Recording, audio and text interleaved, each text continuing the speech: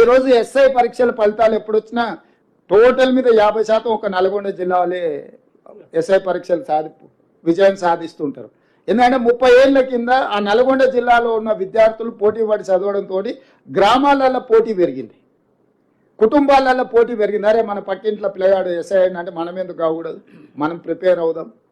అన్ని జిల్లాలకు అన్నిటి ఒక నల్గొండ జిల్లాకి అన్ని వస్తాయి. ఎందుకంటే పోటీ గుర్తింపు, అరే ఇది ఒక దారి ఉన్నది, మనం చదువుకుంటే అవ్వచ్చు అని. ఈరోజు మీరు కూడా సివిల్స్కు సెలెక్ట్ అవ్వడం ద్వారా మీ జిల్లాలల్లా, మీ మండలాలల్లా, మీ చుట్టాలల్లా, మీ మిత్రులల్లా ఇంకా కొంతమంది అరే ఇది బాగున్నది, మనం ప్రిపేర్ అవుతే మంచి హోదా వస్తుంది. స్లోగా మన సెలెక్ట్ చేయమంటే మన వాళ్ళు ఎన్నికైతున్నాయి, పెరుగుతూ ఉన్నాయి. దీన్ని ఇంకా పెంచాలి, మిమ్మల్ని ప్రోత్సహించాలి. తద్వారా తెలంగాణకు మేలు జరగాలి.